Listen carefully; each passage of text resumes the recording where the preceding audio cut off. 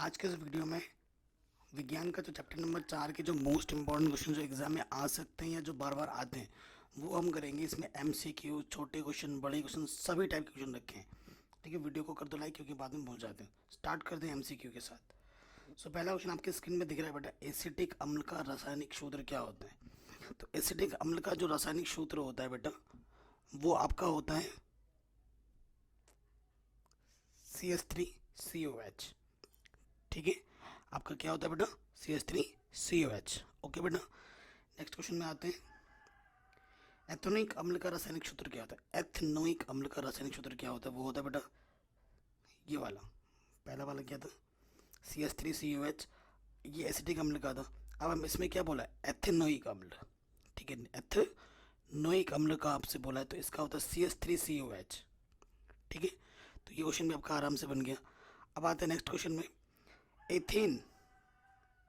ठीक है, ethane C2H6 में उपस्थित कितने होते हैं, कितने सहसंयोजी बंध उपस्थित होते हैं। तो इसके लिए आपको चित्र बनाना पड़ेगा। मैं अगर आपको बताऊं C2H6, देखो इसमें कार्बन 2 होते हैं।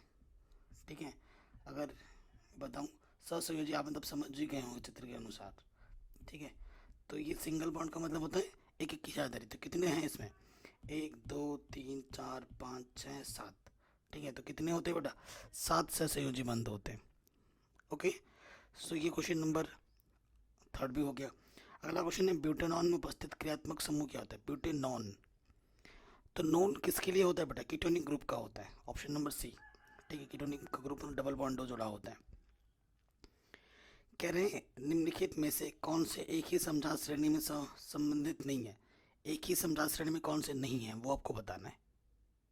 ठीक है, देखो बेटा ध्यान से देखने पर आपको दिख रहा है CH4, C2H6, C3H8 और फिर ये C4H8। तो ये क्लियरली पता चल रहा है कि ये तीनों एक कैटेगरी के, लेकिन ये अलग कैटेगरी का है क्योंकि इसमें और इसमें अंतर ही नहीं है।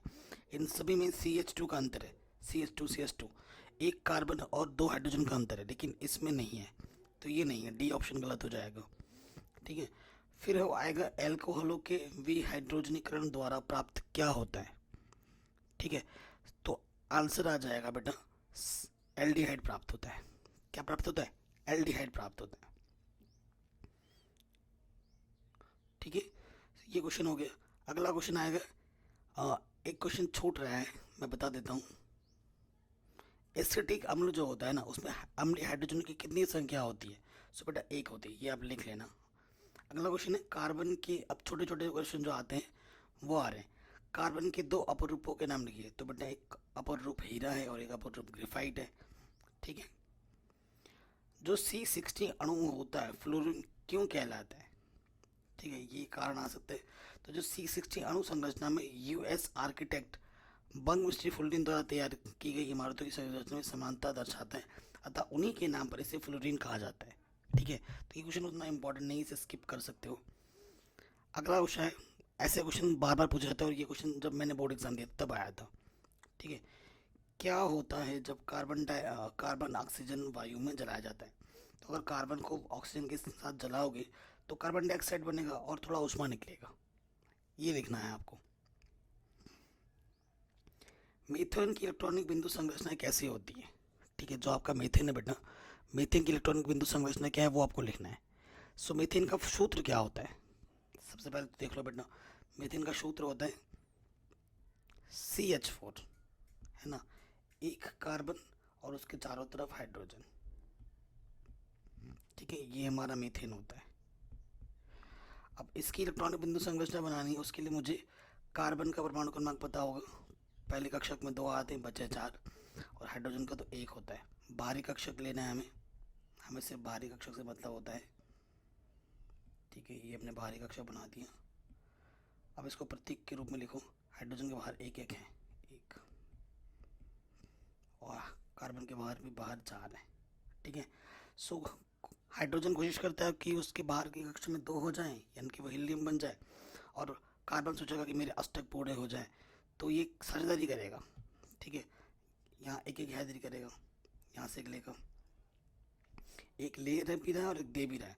4 थे, ठीक है, यहाँ से 5, यहाँ से 6, यहाँ से लिया 7, यहाँ से लिया 8, कार्बन का 8 हो गया। और यहाँ हीलियम हो गया, तो वो ले दे के सब दोनों खुश हो गए, तो ये इसकी इलेक्ट्रॉनिक बिंदु संरचना है। अगला है, ये सारे क्वेश्चन बोर्ड एग्जाम में आते हैं। इथेन की इलेक्ट्रॉनिक बिंदु संरचना बनानी है।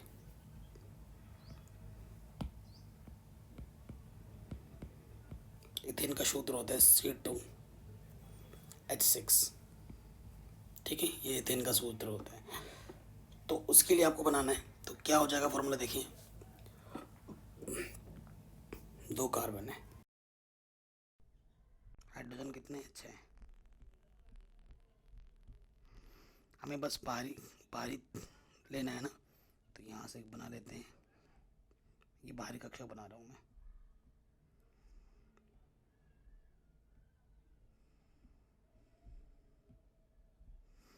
ओके, सो देखो बेटा, बाहरी कक्षा मैंने बना दिया। अब बिंदु वो दिखाता हूँ।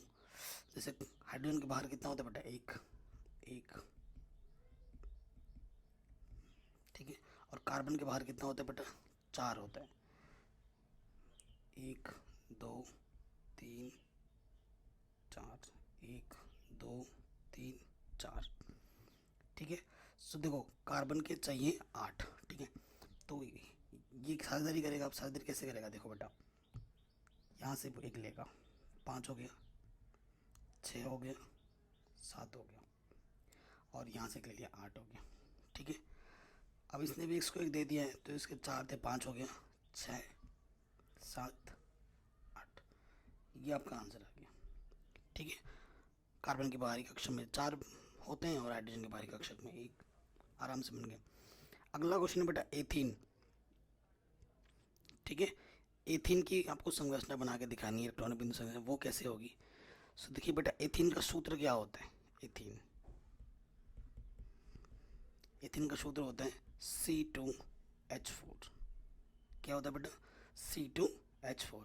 सो देखो बेटा, 2 कार्बन होंगे और 4 हाइड्रोजन, इधर 2 इधर 2, एक कार्बन के साथ 2 हाइड्रोजन, ठीक है।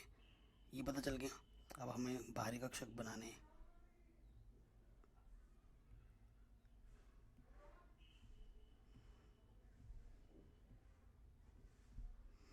ठीक है, ये मैंने बना दिया। अब आप देखिए, हाइड्रोजन के बाहर कितने बेटा, 1 होता है, 1 1 1 1 2 3 4, 1 2 3 4। कार्बन के बाहरी कक्षा में कितने चाहिए, 8 चाहिए, है ना। सो देखो बेटा, 8 चाहिए, उसके लिए क्या करेंगे, ये तो बेटा एक लेगा, 5 हो गया, यहाँ से एक लिया, 6 हो गया। अब 2 से और चाहिए, तो इधर से 2 2 की शादी कर लेगा, ठीक है। फिर यहाँ से एक और यहाँ से एक, ये आपका इथेन की इलेक्ट्रॉनिक बिंदु संरचना बन गई। और इलेक्ट्रॉनिक बिंदु संरचना बनाने के लिए हर साल बोर्ड एग्जाम में क्वेश्चन आते हैं, ठीक है। अगला क्वेश्चन है, हमसे क्या बोल रहा है, क्या आप डिटर्जेंट उपयोग कर बता सकते हैं कि कोई जल कठोर है अथवा नहीं। सो आंसर होगा नहीं, डिटर्जेंट की मदद से हम नहीं बता सकते। अगला क्वेश्चन, संतृप्त तथा असंतृप्त हाइड्रोकार्बनों के एक उदाहरण दीजिए। देखो बेटा, संतृप्त हाइड्रोकार्बन क्या होते हैं, जिसमें सिंगल बॉन्ड पाए जाते हैं, एकल बंध, और असंतृप्त में द्विबंध त्रिबंध पाए जाते हैं, ठीक है। तो उदाहरण एक CH4 दे दिया जिसमें सिंगल बॉन्ड है। अब एथिन दे दिया, एथिन का जब तुमने बनाया ना, तो 2 2 की शादी का मतलब द्विबंध, 1 1 की शादी का मतलब एकल बंध। तो असंतृप्त का उदाहरण हो जाएगा आपका एथिन, ओके। कह रहे हैं निम्नलिखित जो आपके ये सिंबल बने हुए हैं, इनका नाम क्या है, ठीक है। जो क्रियात्मक समूह, इनका नाम क्या है। तो पहले ये जो CHO होता है बेटा, उसे हम बोलते हैं एल्डिहाइड समूह। क्या बोलते हैं, एल्डिहाइड समूह, ओके बेटा, ये एल्डिहाइड समूह है। और ये जो ऐसा समूह होता है डबल बॉन्ड OC के साथ जब जुड़ा होता है, तो इसे हम कीटोनिक समूह बोलते हैं, कीटोन समूह। यही आपसे पूछा था। अगला क्वेश्चन है, क्या होता है जब एक संतृप्त हाइड्रोकार्बन को वायु की अपर्याप्त मात्रा में जलाया जाता है। देखो, जब जलाया जाता है ना, तो अपूर्ण दहन होता है। क्या होता है, अपूर्ण दहन, तथा कार्बन मोनोऑक्साइड, अपूर्ण दहन का मतलब पूरी तरह से नहीं जल रहा है, और कार्बन मोनोऑक्साइड निकलता है, जल वाष्प ऊष्मा तथा प्रकाश उत्पन्न होती है। ये आपका आंसर आ जाएगा। अब कुछ नामांकन लिखने के लिए आ गया है, बहुत ही सिंपल, ऐसे हर साल आते हैं, ये तो इम्पोर्टेंट है, हर साल गारंटेड आएगा ही आएगा। क्वेश्चन क्या है बेटा, नामांकन करना है। कितने कार्बन है, 1 2 3, 3 कार्बन होने पे प्रोप लगता है। सिंगल बॉन्ड सब में नाम के बाद में एन जुड़ जाएगा। प्रोपेन क्रियात्मक समूह है, क्लोरो पूर्व लग्न होता है, तो नाम से पहले क्या लग जाएगा, क्लोरो। तो ये सब जुड़ के क्या हो जाएगा, क्लोरो प्रोपेन, क्लोरो प्रोपेन। आगे आराम से सेकंड में आ जाओ। कितने कार्बन है बेटा, 1। मेथ, 1 कार्बन होने पे मेथ होता है, ठीक है। और यहाँ पर डबल बॉन्ड ओ जोड़ा पड़ा है, कीटोनिक ग्रुप है, तो नाम के बाद में अल लगता है, ठीक है। मेथे सिंगल बॉन्ड तो मेथिन, और ये अल मिथेनल हो जाएगा, ठीक है। इसका नाम क्या हो जाएगा बेटा, मिथेनल।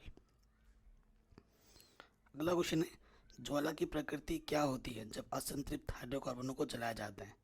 सो असंतृप्त हाइड्रोकार्बन ज्वाला देते हैं जिसमें काला धुआं भी सम्मिलित होता है, तो काला धुआं निकलता है। कह रहे CH4 और C2H4 हाइड्रोकार्बनों का रासायनिक नाम लिखिए। तो CH4 का रासायनिक नाम मीथेन होता है, और C2H4 का रासायनिक एथीन होता है, क्योंकि इसमें डबल बॉन्ड होता है। सिंगल बॉन्ड जब होता है तो नाम के बाद में एन जुड़ता है, डबल बॉन्ड पे इन जुड़ता है, और डबल बॉन्ड पे नाम के बाद में आइन जुड़ता है। सिंपल, ये सब मैंने एनसीईआरटी में पढ़ा रखा है, ठीक है, डिटेल चैप्टर एक्सप्लेनेशन में। कहने सिरके में उपस्थित कार्बनिक अम्ल का नाम व रासायनिक सूत्र क्या है, तो उसका नाम होता है बेटा एथेनोइक अम्ल, और रासायनिक सूत्र होता है CH3COH। इथेनॉल से एथेनोइक अम्ल में परिवर्तन को ऑक्सीकरण अभिक्रिया क्यों कहते हैं। तो देखो बेटा, इथेनॉल से एथेनोइक अम्ल में परिवर्तन को ऑक्सीकरण अभिक्रिया इसलिए कहते हैं कि एथेनॉल से ऑक्सीजन के योग द्वारा उत्पन्न होता है। इसमें ऑक्सीजन को जोड़ा जाता है, और किसी भी अभिक्रिया में जब ऑक्सीजन का योग हो रहा है मतलब ऑक्सीकरण हो रहा है। परम एल्कोहल क्या होता है, एथेनॉल जिसमें अंश मात्रा भी जल उपस्थित नहीं हो, थोड़ा सा भी पानी ना हो, उसे हम परम एल्कोहल बोलते हैं। एस्टर के उपयोग क्या है बेटा, जो कोल्ड ड्रिंक्स होते हैं, आइसक्रीम, मिठाई और जो इत्र होते हैं उनमें एस्टर लगाया जाता है, प्रयोग किया जाता है। रेफ्रिजरेटर में प्रयुक्त किए जाने वाले कृत्रिम संयंत्र रसायन का नाम क्या होता है बेटा, फ्रेऑन होता है। एक अधातु X 2 भिन्न Y और Z रूप में रहता है, ठीक है। एक कठोर प्राकृतिक पदार्थ है जबकि Z विद्युत का एक अच्छा चालक है। XYZ क्या है, तो बेटा X कार्बन है। कार्बन के 2 अपूर्ण रूप होते हैं, एक हीरा है और एक ग्रेफाइट है। हीरा जो है बेटा वो बहुत ही कठोर होता है और प्राकृतिक पदार्थ है, जबकि ग्रेफाइट विद्युत का एक अच्छा चालक है। ग्रेफाइट जानते हैं ना, पेंसिल के अंदर जो काला काला होता है उसे ग्रेफाइट बोलते हैं, जो और उसमें करंट पास होता है, ठीक है। CO2 सूत्र वाले कार्बन डाइऑक्साइड की इलेक्ट्रॉनिक बिंदु संरचना क्या होगी, CO2 कार्बन डाइऑक्साइड। तो देखो बेटा, इसका भी इलेक्ट्रॉनिक बिंदु संरचना बनाना है, तो कार्बन का 6 होता है परमाणु क्रमांक, पहली कक्षा में 2, बाहर में 4। ऑक्सीजन का 8 होता है, तो पहली कक्षा में 2, बाहरी कक्षा में 6, ठीक है। तो एक कार्बन है और उसके पीछे 2 ऑक्सीजन है, ठीक है। अब हमें इनके लिए क्या बनाना है बेटा, बाहरी कक्षा बनानी है, ठीक है। बाहरी कक्षा बनाते हैं तो ये गोला बना दिया, ये गोला बना दिया, ये गोला बना दिया, ठीक है बेटा। का ऑक्सीजन के बाहरी कक्षा में कितने अच्छे हैं, 1 2 3 4 5 6, 1 2 3 4 5 6, और कार्बन के बाहरी कक्षा में 4, 1 2 3 4। सबको अलग अलग प्रतीकों से दिखाना, ओ को तुमने क्रॉस से दिखाया तो किसी सी को तुम्हें और से दिखाना पड़ेगा, ठीक है। तो देखो, कार्बन के बाहरी कक्षा में 4 इसे 8 चाहिए होता तो 2 2 की सेंचुरी करेगा, और ऑक्सीजन की बाहरी कक्षा में 6 तो इसे 2 मिलकर 8 हो गया, और यहाँ से भी ये 2 2 की सेंचुरी करेगा। ये बन गया आंसर, सभी का स्टेप पूर्ण हो गए, ठीक है बेटा, आराम से बन गया। अब आपको इसका नाम बताना है कि भैया क्या है इसका नाम। तो बहुत ही सिंपल क्वेश्चन है, ये बहुत ही ज़बरदस्त क्वेश्चन है और आसान भी है। सो देखो बेटा, सबसे पहले कितने कार्बन है, 1 2 3 4, ठीक है, 4 कार्बन है। तो 4 कार्बन जब होता है तो बेटा नाम लगता है ब्यूट, ठीक है। तो ये बिट, उसके साथ साथ यहाँ पर देखो OH और यहाँ पर डबल बॉन्ड O, जब ये साथ में हो तो बेटा ओइक अम्ल लगता है, नाम की बात, क्रियात्मक समूह है ना, ओइक अम्ल। तो ये क्या हो जाएगा बेटा, ब्यूटेनोइक अम्ल, जोड़ दोगे तो ये ब्यूटेनोइक अम्ल है इसका नाम, ठीक है। इसको आप कक्षा 11 में तो और डिटेल में पढ़ेंगे। अगले में आ जाते हैं, कितने कार्बन है, 1 2 3, 3 के लिए प्रॉप, ठीक है, 3 है, और इसके साथ साथ 3 कार्बन सामने का ट्रिपल बॉन्ड है, ठीक है, ट्रिपल बॉन्ड है, तो नाम के बाद में क्या जुड़ेगा बेटा, आइन। तो इसका नाम क्या होगा, प्रोपाइन। इसका नाम क्या है बेटा, प्रोपाइन, ठीक है। और ये हम यौगिकों के नाम पद्धति, एक नाम होता है IUPAC नाम पद्धति, वो कक्षा 11 में सीखोगे और वो सिलेबस में कक्षा 11 में आएगा, ठीक है। अगला क्वेश्चन है बेटा, बहुत ही कहते हैं बेंजीन तथा पेंटीन का संरचनात्मक सूत्र क्या होता है। बेंजीन का सूत्र जो होता है बेटा C6H6 होता है, और इसका संरचनात्मक सूत्र बेटा क्या होता है, देखो ऐसे में बनाता हूँ, ये बेंजीन का स्ट्रक्चर फॉर्मूला है, यहाँ यहाँ और यहाँ। देखो यहाँ पर इसका मतलब क्या है कि बेटा हर इस पे एक एक कार्बन जोड़ा पड़ा है, ठीक है, और इनके साथ हाइड्रोजन लगा पड़ा है।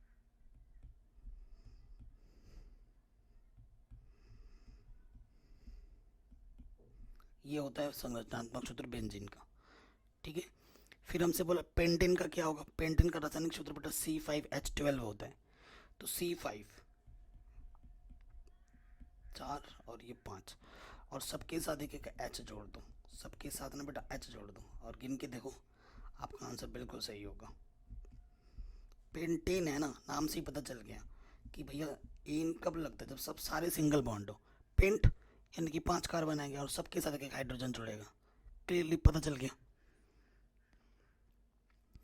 अगला क्वेश्चन है, निम्नलिखित यौगिकों का नामकरण करना है, ठीक है। सो देखो बेटा इसमें कितने कार्बन है, 1 2 3, 3 के लिए क्या होता है बेटा, प्रोप, ठीक है, प्रोप हो गया, ओके। और उसके साथ साथ OH भी है और ये भी है, तो जब ये होते हैं तो ये क्या होता है बेटा, ओइक अम्ल, ठीक है, नाम के बाद में लगता है तो ये हो जाएगा प्रोपेनोइक, प्रोपेनोइक अम्ल, ठीक है। कोई दिक्कत नहीं, कोई परेशानी नहीं।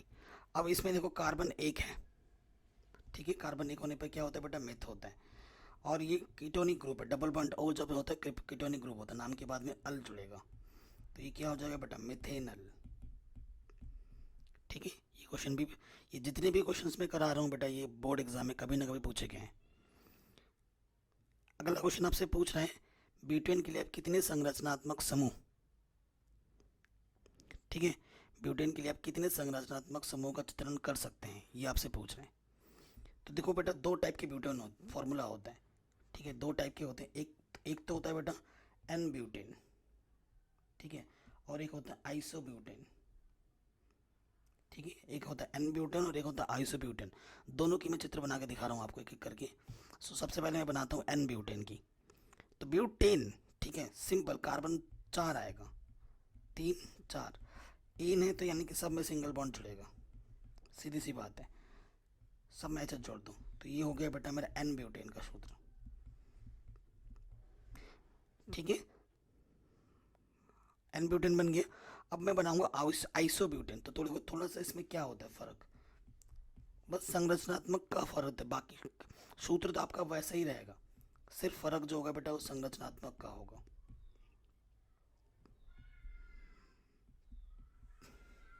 ठीक है। इन सब में मैं H जोड़ दूंगा, ठीक है, तो ये मेरा बन गया आइसोब्यूटेन, ये मेरा होता है एन ब्यूटेन, ये मेरा होता है आइसोब्यूटेन। देखो कार्बन वही है, 3 और 1 4, इसमें भी कार्बन वही है और सब में सिंगल बॉन्ड है, बस संरचना का फर्क है, तो इसे बोला जाता है एन ब्यूटेन, एक को बोला जाता है आइसोब्यूटेन। अगला क्वेश्चन है, क्रियात्मक समूह से क्या तात्पर्य है, उदाहरण दीजिए। कहते हैं परमाणु अथवा परमाणुओं का वह समूह जो किसी कार्बनिक यौगिक की रासायनिक प्रकृति निर्धारित करता है क्रियात्मक समूह कहलाता है। उदाहरण CH3Cl में Cl, C2H5OH में OH क्रियात्मक समूह है, ठीक है, ये सब आपको पता ही होगा, पढ़ रखा है हमने। नेक्स्ट क्वेश्चन है, एथेनोइक अम्ल के 3 उपयोग बताइए। एक उपयोग सिरका बनाने में, प्रयोगशाला में अभिकर्मक के रूप में, और सफ़ेद लेड बनाने में इसका उपयोग किया जाता है। अब आपको नाम बताना है इनका, ठीक है, इनका नाम क्या होगा, क्योंकि नाम के क्वेश्चन में ज़्यादा इसलिए ले रहा हूँ कि ये बोर्ड एग्जाम में बहुत ज़्यादा पूछ जाते हैं, ठीक है। निम्न यौगिकों के नामांकन कीजिए, क्या नाम है इनका आपको बताना है। तो देखिए बेटा सबसे पहले कितने कार्बन है, 1 2 3, 3 कार्बन पे क्या होता है बेटा, प्रोप, कोई दिक्कत नहीं है। और डबल बॉन्ड ओ लगा पड़ा है यहाँ पर, ठीक है, डबल बॉन्ड ओ यानी कि कीटोनिक ग्रुप है, तो ये कीटोनिक ग्रुप बीच में लग रहा है ना, तो ऑन जुड़ जाता है, ओन जुड़ जाएगा नीचे, ठीक है, तो ये हो जाएगा प्रोपेनोन, प्रोपेनोन, ओके। और उसके साथ इसमें कितने कार्बन है, एक कार्बन पे मैथ होता है, ठीक है, मैथ तो है, लेकिन डबल बॉन्ड ओ भी है और इधर ओ एच भी है साथ में। सिर्फ ओ एच रहता है तो अल लगता है, ऑल मिथेनॉल हो जाता, लेकिन यहाँ पर ओ ओ ओ एच है तो ये ओइक अम्ल हो जाएगा,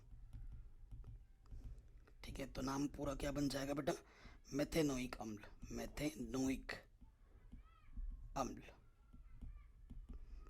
ठीक है, मेथेनोइक अम्ल बन जाएगा, कोई दिक्कत कोई परेशानी नहीं होगी। अगला क्वेश्चन आते हैं, वो बहुत ही इंपॉर्टेंट है बेटा। कह रहे हैं हाइड्रोजनीकरण क्या है, इसका एक औद्योगिक अनुप्रयोग लिखिए। हाइड्रोजन क्या होता है बेटा, किसी असंतृप्त यौगिक, असंतृप्त क्या होते हैं, जिनमें डबल बॉन्ड ट्रिपल बॉन्ड पाए जाते हैं, से उत्प्रेरक की उपस्थिति में हाइड्रोजन का योग हाइड्रोजनीकरण कहलाता है। ये एक असंतृप्त यौगिक है, इसमें हमने हाइड्रोजन मिला दिया, तो ये हो, इस अभिक्रिया को हम बोलते हैं हाइड्रोजनीकरण। इसमें निकेल की उपस्थिति होती है और 473 केल्विन ताप पर इसको हम गर्म करते हैं। औद्योगिक महत्व क्या है, जो वनस्पति घी बनती है ना हमारे, वनस्पति तेल हो, जैसे मूंगफली का तेल, पिनोले का तेल, सरसों का तेल की संरचना द्विआबंध युक्त होती है। इनका प्रयोग बड़े पैमाने पर वनस्पति घी बनाने में किया जाता है, जो निकेल के उत्प्रेरक की उपस्थिति में इनके हाइड्रोजनीकरण से बनता है, ठीक है। तो वनस्पति तेल को वनस्पति घी कैसे बनाते हैं, वनस्पति तेल लिया, उसमें हाइड्रोजन मिला, निकेल की उपस्थिति होगी, 473 केल्विन ताप पर गर्म करेंगे, हमें वनस्पति घी मिल जाएगा, ठीक है। ये क्वेश्चन मेरे टाइम में यहाँ पूछा गया था। पावर अल्कोहल क्या होते हैं, 80% स्प्रिट तथा 20% पेट्रोल का मिश्रण पावर अल्कोहल होता है। ये वाहनों में प्रयोग किया जाता है। अल्कोहल समझ के दारू मत समझना इसको, ठीक है, वो पुष्पा नाम को समझ के फ्लावर मत समझना, वही कॉन्सेप्ट यहाँ पर है, ठीक है। ये दारू नहीं है, ये पेट्रोल का काम, पेट्रोल मतलब गाड़ियों में लगता है, पेट्रोल की तरह काम करता है। जीवाश्म ईंधन क्या है, वे ईंधन जो विभिन्न जीवों के अवशेषों के भूमि के भीतर दब जाने के बाद ताप व दाब की विशेष परिस्थितियों के अंतर्गत तथा सूक्ष्म जीवों के प्रभाव से करोड़ों वर्षों पश्चात निर्मित होते हैं ना, उसे हम जीवाश्म ईंधन कहते हैं। जैसे कोयला हो गया, पेट्रोल हो गया, डीजल हो गया, ये सब ज़मीन के नीचे लाखों करोड़ों साल दबे होने के बाद तब हमें जाके मिले हैं, रासायनिक क्रियाओं के बाद। क्या होता है जब साबुन के पानी को परख नली, मृदु जल, कठोर जल के साथ मिलाते हैं। देखो, जब साबुन को मृदु जल के साथ मिलाएंगे तो काफ़ी मात्रा में झाग होगा, जब साबुन को कठोर जल में मिलाते हैं तो कम मात्रा में, ना के बराबर झाग उत्पन्न होता है, ठीक है। तो इससे आप मृदु जल और कठोर जल की पहचान कर सकते हैं। साबुन की सफाई विधि बहुत इंपॉर्टेंट एग्जाम में आता है। कह रहे कपड़ों में गंदगी सामान्यतः तेलीय पदार्थों के रूप में अवशेष होती है। आपका जो कपड़ा होगा ना बेटा, कॉलर वगैरह देखोगे ना, तो उसमें जो गंदगी होगी ना, उसमें थोड़ा सा चिपचिपापन होगा, थोड़ा सा ना तेलीय रूप में होगा। इसे जल से नहीं हटाया जा सकता, क्योंकि यह तेलीय गंदगी जल के साथ भली भांति मिश्रित नहीं होती। परंतु जब एक गंदे कपड़े को साबुन के घोल में डाला जाता है तो गंदगी तथा चिकनाई स्वयं ही साबुन के अणु के हाइड्रोकार्बन घटक से जुड़ जाते हैं। साबुन का जो आयनिक सिरा होता है ना, जो जल के अणु से जुड़ा रहता है, हाइड्रोकार्बन घटक को गंदगी के साथ कपड़े की सतह से दूर धकेल देता है, ठीक है, तथा कपड़ा फिर क्या हो जाता है, साफ हो जाता है। ये है इसकी विधि सफाई करने की। हो सके तो थोड़ा चित्र जो है ना बेटा वो बना देना।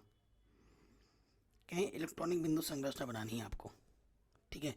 एथेनोइक अम्ल की इलेक्ट्रॉनिक बिंदु संरचना क्या होगी, ठीक।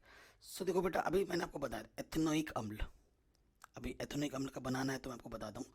इसका जो सूत्र है पहले तो वो लिखो बेटा। एथेनोइक अम्ल का सूत्र क्या होता है, मैं लिख देता हूँ, इससे ही स्पष्ट हो जाएगा कि ये क्या है।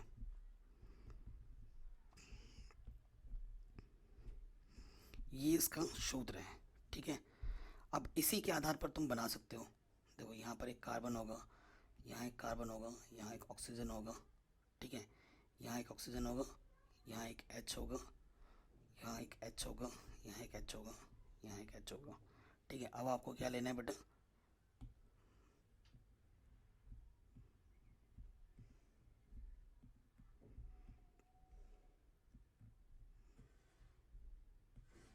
ठीक है।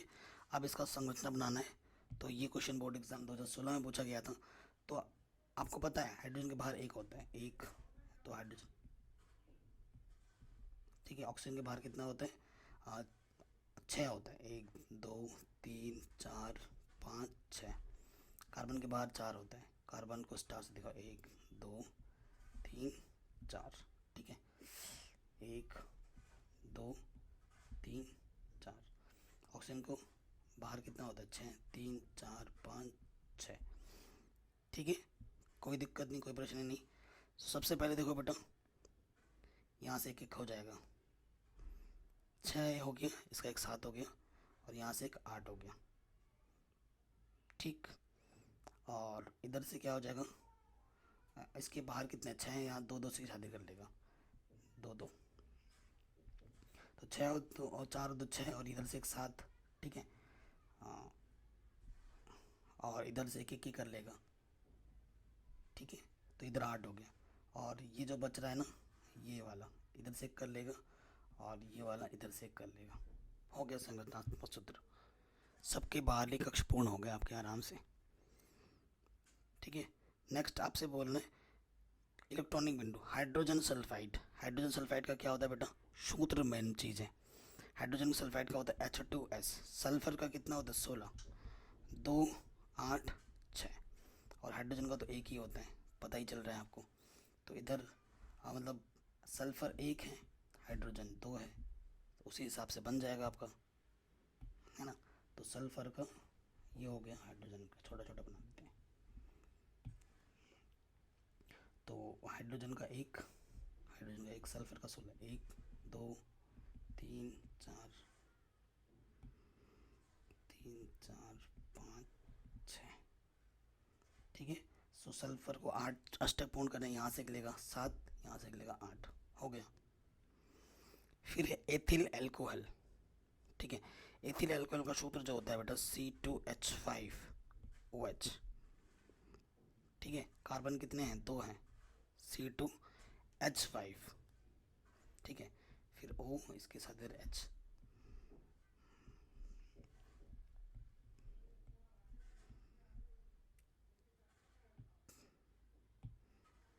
अब मैं देखो इतने सारे मैंने बना दिए हैं, ठीक है। अब आपको आ जाना चाहिए, और ये चीज़ तो मैंने एनसीईआरटी में ऑलरेडी सिखा रखा है, अभी तो हम इम्पोर्टेंट क्वेश्चन ही देख रहे हैं, ठीक है। ये कर लिया। अब आपको पता ही है कार्बन के बाहर कितने होते हैं बेटा, कार्बन के बाहर होते हैं 4, 1 2 3 4, 1 2 3 4। ऑक्सीजन के बाहर होता है 6, 1 2 3 4 5 6, ठीक है। और कहीं से नहीं है, इसके बाहर एक, अच्छा इसको दिखा दिया, स्टार से दिखाओ, स्टार स्टार स्टार, सबको अलग प्रतीक चिन्ह से दिखाना है, अलग अलग चीज़ों को, ठीक है। अब देखो बेटा, ये यहाँ से निकलेगा, ठीक है, ये यहाँ से निकलेगा 6, हाइड्रोजन का तो हीलियम हो ही जा रहा है, 6 हो गया, और यहाँ से एक ले लिया 7, यहाँ से ले लिया 8, ओके। यहाँ से यहाँ से यहाँ से और फिर एक यहाँ से, ठीक है। ऑक्सीजन का 6 था, 7 हो गया, यहाँ से ले लिया 8 हो गया, सबके अष्टक पूर्ण हो गया। हाइड्रोजन का हीलियम बनाना चाहता है, बाकी सब तो अष्टक पूर्ण करना चाहते हैं, ख़त्म हो गए। अब इनमें आपको पहचानना है कि इनमें प्रक्रियात्मक समूह कौन से हैं, ठीक है। निम्नलिखित कार्बनिक यौगिकों के IUPAC नाम और उनकी जो क्रियात्मक समूह है वो आपको पहचानना है। कितने कार्बन है, 2 कार्बन है, ठीक है बेटा। और देखो CHO है, HO लगा पड़ा है इधर, ठीक है।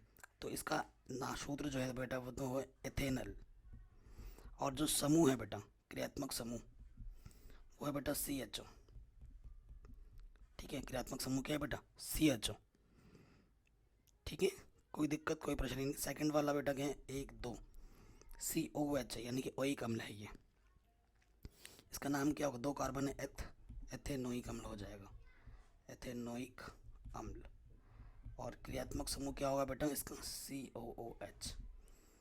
इसमें भी 2 कार्बन है एथो का, लेकिन OH लगा पड़ा है, ठीक है। तो ये हो जाएगा आपका एथ OH नाम के बाद में ऑल जोड़ते हैं, एथेनॉल, ठीक है। तो ये है बेटा इथेनॉल। और क्रियात्मक समूह क्या हो जाएगा, OH। आराम से हो गया। इथेनॉल के दो भौतिक गुण लिखने हैं। शुद्ध इथेनॉल एक रंगहीन द्रव होता है, मतलब भौतिक गुण जो हमें खुले आंखें से दिखते हैं। यह जल में विलय होते हैं, जल में लगभग सभी अनुपातों में ये मिश्रित हो जाता है। ठीक है। इथेनॉल के दो रासायनिक गुण लिखिए। एक तो गुण हो गया दहन में जलाना। इथेनॉल अत्यंत ज्वलनशील द्रव होता है, बहुत ही जलता है। यह नीली लौ के रूप में जलकर कार्बन डाइऑक्साइड तथा जल देता है। ये इथेनॉल है। जलाने के लिए आपको ऑक्सीजन चाहिए होगा, ऑक्सीजन की उपस्थिति में जलाएंगे कार्बन डाइऑक्साइड और आपको पानी देगा। ठीक है। दूसरा को मैंने लिख दिया सोडियम से क्रिया। जब एथेनॉल को सोडियम के साथ क्रिया करते हैं ना, तो सोडियम एथोक्साइड बनाता है, सोडियम एथोक्साइड बनाता है और हाइड्रोजन गैस को ये मुक्त करता है। तो ये दो रासायनिक गुण हमने लिख दिए। एथेनॉल के दो उपयोग क्या हैं बेटा, देखो एक वार्निश करने में, सुगंध में, औषधि के उपयोग में। एथेनॉल एक विलायक के रूप में भी प्रयुक्त होता है। यह प्रतिरोधक के रूप में घावों को रोगाणु रहित करने में, जब कटवट जाता है ना तो इसी के द्वारा साफ किया जाता है। ठीक है। तो ये क्वेश्चन एग्जाम में आते हैं। अगला क्वेश्चन जो बहुत इंपॉर्टेंट है वो है इनको परिभाषित करना। एस्टरीकरण क्या होता है। देखो आपको लेना है एल्कोहल। क्या लेना है बेटा, एल्कोहल। फिर उसमें मिलाना है कार्बोक्सिलिक अम्ल। ठीक है। और शांत SO4 की उपस्थिति में अभिक्रिया करनी है। तो आपको क्या मिलेगा, एक यौगिक मिलता है जिसे हम एस्टर कहते हैं। ये बेटा मेरा क्या है, एस्टर है। और हमारा पानी क्या होता है बेटा, अलग हो जाता है। और इसी अभिक्रिया को हम एस्टरीकरण कहते हैं। ठीक है। आप देख के लिख सकते हैं। साबुनीकरण क्या होता है। साबुनीकरण क्या होता है, जब किसी तेल या वसा को सोडियम हाइड्रोक्साइड विलयन के साथ गर्म करते हैं तो तेल या वसा अम्ल के सोडियम लवण तथा ग्लिसरॉल में बदल जाते हैं। देखो ये बेटा इसको, ठीक है, ग्लिसरॉल है, सोडियम हाइड्रोक्साइड के साथ हमने इसको मिलाया तो ये ग्लिसरॉल और साबुन में अलग अलग बन जाता है। तो इसी को बोलते हैं साबुनीकरण। तो ये साबुन बनाने की एक विधि भी है। ठीक है। तो ये आपको पूरा लिखना पड़ेगा, इसमें कुछ छोटा बड़ा कुछ नहीं है। अगला है विकार्बोक्सिलीकरण क्या होते हैं। कह रहे हैं बेटा एथेनोइक ऑल के सोडियम लवण को सोडा लाइम के साथ गर्म करने पर मीथेन गैस बनता है। चूँकि इस अभिक्रिया में कार्बोक्सिलिक समूह एक CO2 अणु निकल जाता है, इस अभिक्रिया को विकार्बोक्सिलीकरण कहते हैं। मतलब ये आपका क्या है बेटा, CH3CON है, सोडियम हाइड्रोक्साइड के साथ आप इसे मिला रहे हैं, इसकी उपस्थिति में आप इसे गर्म कर रहे हैं तो आपको मिला मीथेन और आपका ये हो गया। और इसमें क्या होता है ना, जब हम कर रहे होते हैं अभिक्रिया में क्या होता है ना, कार्बोक्सिलिक समूह COH से ना एक CO2 निकल जाता है। इसी वजह से इसका नाम क्या पड़ा, विकार्बोक्सिलीकरण। ठीक है। अगला है बेटा साबुन तथा संश्लिष्ट अपमार्जक में क्या अंतर होता है। तो बेटा साबुन लंबी श्रृंखला वाले कार्बोक्सिलिक अम्लों के सोडियम लवण होते हैं और संश्लिष्ट अपमार्जक लंबी श्रृंखला वाले बेंजीन सल्फोनिक अम्ल का एल्किल हाइड्रोजन सल्फेट के सोडियम लवण होते हैं। ठीक है। साबुन में उपस्थित आयनिक समूह कार्बोक्सिलिक समूह होता है और इसमें क्या होता है, संश्लिष्ट अपमार्जक में उपस्थित आयनिक सल्फोनेट समूह या सल्फोनेट्स ये वाला उपस्थित होता है। साबुन कठोर जल के साथ धुलाई करने के लिए उपयुक्त नहीं होता है, जबकि संश्लेषित अपमार्जक कठोर जल के साथ भी धुलाई करने के लिए उपयुक्त होता है। ये इसका मेन अंतर है। फिर क्या होता है, सभी साबुन जैव निम्नीकरण होते हैं तथा जल प्रदूषण उत्पन्न नहीं करते और कुछ संश्लेषित अपमार्जक जैव अनिम्नीकरण होते हैं तथा जल के प्रदूषण उत्पन्न करते हैं। साबुन वनस्पति तेलों जंतु वसा से बनाए जाते हैं और जो संश्लेषित अपमार्जक होते हैं कोयले पेट्रोलियम से प्राप्त हाइड्रोकार्बनों से बनाए जाते हैं। साबुन की जो शोधन क्षमता अपेक्षाकृत कम होती है और संश्लेषित अपमार्जकों में शोधन क्षमता बहुत ज़्यादा होती है। तो ये इसके इम्पोर्टेंट अंतर थे। देखो अगला क्वेश्चन है अपरूपता को परिभाषित कीजिए और उदाहरण देकर समझाइए, और इन क्वेश्चनों के भी आंसर देने आपको साथ ही साथ। तो देखो अपरूप क्या होता है, किसी तत्व का दो या दो से अधिक मुक्त रूप में पाया जाना जिनके रासायनिक गुण तो एक समान हो परंतु भौतिक गुण अत्यधिक भिन्न हो, अपरूपता कहलाते हैं। उदाहरण आपका हीरा और ग्रेफाइट है। हीरा और ग्रेफाइट के जो रासायनिक गुण है ना बेटा बिल्कुल सेम टू सेम है, लेकिन हीरा कितना महंगा है और जबकि आपका जो ग्रेफाइट है वो कितना सस्ता है। ठीक है। लेकिन रासायनिक गुण समान लेकिन भौतिक गुण अलग अलग है कि नहीं। तो ये देख पा रहे कार्बन के दो प्रमुख अपरूप हैं हीरा और ग्रेफाइट। हीरा तथा ग्रेफाइट रासायनिक रूप से एक समान है परंतु उनके भौतिक गुण अत्यधिक भिन्न है। कार्बन की अपरूपता हीरे तथा ग्रेफाइट के क्रिस्टलों में कार्बन परमाणुओं की भिन्न भिन्न व्यवस्थाओं के कारण होती है। हीरे के क्या गुण हैं वो बताना है। हीरा एक पारदर्शक पदार्थ है, हीरे को आर पार से देख सकते हैं, इसमें एक चमक होती है। हीरा अत्यधिक कठोर होता है। वास्तव में हीरा ज्ञात प्राकृतिक पदार्थों में सबसे कठोर पदार्थ है। हीरा काफ़ी भारी होता है। हीरा का घनत्व इतना होता है। हीरा विद्युत का कुचालक है। हीरा सभी विलायकों में अघुलनशील है। हीरा रासायनिक दृष्टि से बहुत निष्क्रिय होता है, लाल तप्त होता है। ये सारे गुण आपके हीरे के हैं। हीरे के उपयोग क्या है? हीरे का उपयोग काटने के औजार बनाने में किया जाता है, चट्टानों छेद करने में, पिसाई के यंत्र बनाने में किया जाता है। हीरे के सभी उपयोग उसकी अत्यधिक कठोरता के कारण है। नुकीले सिरों वाले हीरों का उपयोग आंखों के शल्य चिकित्सा द्वारा आंखों से मोतियाबिंद निकालने के लिए एक औजार के रूप में किया जाता है। हीरे के उपयोग से मोतियाबिंद के ऑपरेशन अत्यधिक क्षमता सूक्ष्मता से संपन्न किया जा सकता है। हीरों का उपयोग आभूषण बनाने में भी किया जाता है। अगला क्वेश्चन है CH3Cl की इलेक्ट्रॉनिक बिंदु संरचना बनानी है। ठीक है, CH3Cl तो बहुत ही आसान क्वेश्चन है बेटा। ठीक है, इसका आपका इलेक्ट्रॉनिक बिंदु संरचना बनाना है। सो बहुत ही सिंपल क्वेश्चन है। एक क्या बेटा, एक कार्बन है और कितने हाइड्रोजन है? 3। एक इधर लिखते हैं, एक इधर और एक ही क्लोरीन है। क्लोरीन का परमाणु क्रमांक 17 होता है। पहले कक्षक में 8, दूसरे में अधिकतम 8, भारी हो गया 7, है कि नहीं? सो देखो बेटा, अब हम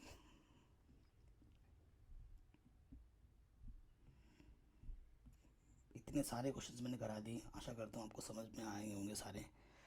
देखो, हाइड्रोजन के तो बाहर एक होता है, एक एक एक।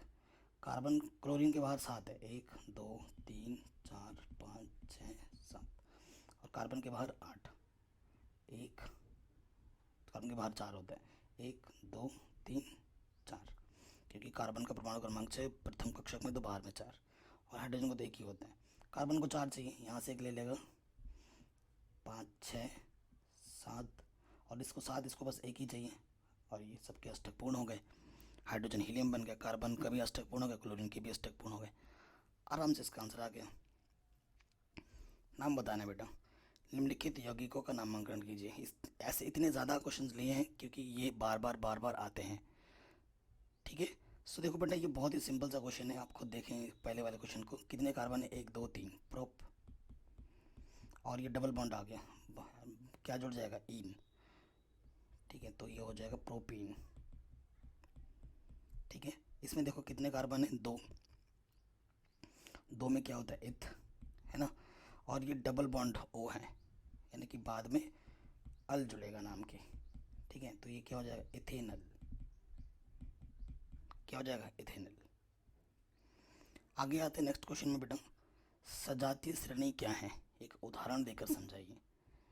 तो जैसे ही अगर आपके पास मैथ है ना, मैथ आप पढ़ते हैं तो आप जैसे ही उसमें सर्वांतर समान होते हैं ना, उसी सजातीय श्रेणी में भी सर्वांतर होता है, मतलब उनके बीच का जो अंतर होता है वो बराबर होना चाहिए। जब कार्बनिक यौगिकों को जिसके समान क्रियात्मक समूह उपस्थित होता है, कार्बन परमाणुओं की संख्या के बढ़ते क्रम में रखा जाता है, तब एक श्रेणी बनती है जिसे सजातीय या सजातीय श्रेणी कहते हैं। इस श्रेणी के प्रत्येक यौगिकों को एक दूसरे का सजात कहते हैं। ठीक है, अगर मैं बताऊं, उदाहरण दूं, जैसे कि CH4, ठीक है, C2H6, C3H8, इन सब में CH2 का अंतर है और ये एक श्रेणी के मेंबर है, तो ये श्रेणी को हम सजातीय श्रेणी कहेंगे। किसी एक सजातीय श्रेणी के 2 क्रमांक सदस्यों के बीच CH2 का अंतर होता है। किसी एक सजातीय श्रेणी के सभी सदस्यों का सामान्य सूत्र समान होता है, जैसे एल्केन, जैसे एल्कीन, एल्काइन। ठीक है, जैसे एल्कीन, इनके सब के जो सूत्र होंगे वो बराबर होंगे। सजातीय श्रेणी के सभी यौगिकों को प्राप्त करने की कुछ सामान्य विधियाँ होती हैं। ठीक है, अणु भार बढ़ने के साथ साथ किसी भी सजातीय श्रेणी के सदस्यों के भौतिक गुणों के में क्रमिक परिवर्तन होता रहता है। जैसे जैसे इसका अणु भार बढ़ता रहेगा ना, उसके भौतिक गुणों में भी परिवर्तन आता रहेगा। किसी एक सजातीय श्रेणी के प्रत्येक सदस्य में एक निश्चित अभिक्रियात्मक समूह होता है। सदस्यों के रासायनिक गुणों में समानता उसी के कारण होती है। उदाहरण, एल्केनों की सजातीय श्रेणी का सामान्य सूत्र CnH2n+2 होता है। ठीक है, और जिसके मेंबर मैंने पहले ही बता दिए थे, मीथेन, एथेन, प्रोपेन। ये उदाहरण देना था आपको एक। अगला क्वेश्चन है रासायनिक समीकरण की सहायता से बताइए कि क्या होता है जब एथेनॉल को वायु में जलाया जाता है। तो देखो बेटा, ये एथेनॉल है, इसको वायु में जला रहे हो आप, घर जलाने का चिन्ह है डेल्टा, ठीक है। तो क्या होता है, कार्बन डाइऑक्साइड बनेगी और पानी अलग हो जाएगा, बस यही लिखना है। फिर क्या बोल रहे हैं, एथेनोइक अम्ल किसी अम्ल उत्प्रेरक, उत्प्रेरक क्या होता है, अभिक्रिया को उत्प्रेरित करता है तीव्र गति के लिए या फिर मंद गति के लिए, तो उसे उत्प्रेरक कहते हैं। हाँ, उपस्थिति में परिशुद्ध एथेनॉल से अभिक्रिया करता है तो क्या होता है, ये आपका एथेनोइक अम्ल है, ठीक है। उत्प्रेरक आपका ये है H2SO4, ठीक है। C2H5OH के साथ मिलाया गया तो ये बनेगा और पानी अलग हो जाएगा। एथेनॉल की सोडियम से क्रिया कराओगे तो क्या होगा, ये एथेनॉल है, सोडियम से क्रिया कराई तो मेरा क्या बना, C2H5ON है, ठीक है, और H2 अलग हो जाएगा। एथेनॉल का ग्लेशियम एसिडेट की स्थिति में जब कराओगे तो क्या होगा, ये एथेनॉल है, ऑक्सीकरण किया मैंने तो CS ये वाला प्रोडक्ट बनेगा आपका और पानी अलग हो जाएगा। और इथेनॉल को जब सांद्र सल्फ्यूरिक अम्ल के आधिक्य में इतने ताप पर गर्म करोगे तो क्या होगा, ये इथेनॉल है, इतने ताप पर हम गर्म करेंगे तो ये बन जाएगा आपका CS2 और H2 अलग हो जाएगा। अपमार्जक पर एक संक्षिप्त टिप्पणी लिखनी है आपको, उसके बारे में थोड़ा बहुत लिखना है। तो कहते हैं लंबी कार्बन श्रृंखला युक्त सल्फोनिक अम्ल के सोडियम लवणों या लंबी श्रृंखला युक्त एल्किल हाइड्रोजन सल्फेट के सोडियम लवणों को अपमार्जक कहते हैं। तो पहले तो यही बताने के अपमार्जक होते क्या हैं, तो ये लिख दोगे, इनको प्रायः संश्लेषित करके प्राप्त किया जाता है, जिस कारण इनको संश्लेषित अपमार्जक भी कहते हैं। इनमें स्वच्छीकारक का गुण होता है, ठीक है, मतलब साफ करने वाले गुण होते हैं, तथा इस विशेष गुण के कारण इन कार्बनिक यौगिकों को लवणों को अपमार्जक कहा जाता है। ये साबुन नहीं होते हैं परंतु साबुन के समान कार्य करते हैं, अतः इन्हें साबुन रहित साबुन भी कहते हैं। अपमार्जक मृदु एवं कठोर जल में समान रूप से कार्य करते हैं। अपमार्जकों का उपयोग सभी प्रकार के कपड़ों की धुलाई के लिए किया जा सकता है। ये जीवाणु या कीटाणुनाशक भी होते हैं। उदाहरण देने जैसे सोडियम लॉरिल सल्फेट, ये इसका सूत्र है, सोडियम सेटिल सल्फेट, ये इसका सूत्र है। अपमार्जकों को धनायनिक, ऋणायनिक तथा उदासीन वर्गों में वर्गीकृत किया गया है, ठीक है। आशा करता हूँ ये जितने भी क्वेश्चन मैंने आपको समझाए हैं और बताए हैं ये आपको समझ में आ गए होंगे, और ये बहुत ही ज़्यादा इंपॉर्टेंट क्वेश्चन है चैप्टर 4 के, और ये बोर्ड एग्जाम में हर साल पूछे जाने वाले क्वेश्चन है, ठीक है। ऐसे ही मैंने बाकी सभी चैप्टर भी करा रखे हैं, जिनकी लिंक्स मिल जाएगी डिस्क्रिप्शन पे, आप वीडियो लिस्ट प्लेलिस्ट को ज़रूर चेक करें। क्लास 11-12 की physics, chemistry, maths already channel पर कराई जा चुकी है और नए सेशन पर कराई जाएगी, तो उसके लिए भी हमारे साथ जुड़े रहें। जय हिंद, अपना ख्याल रखें।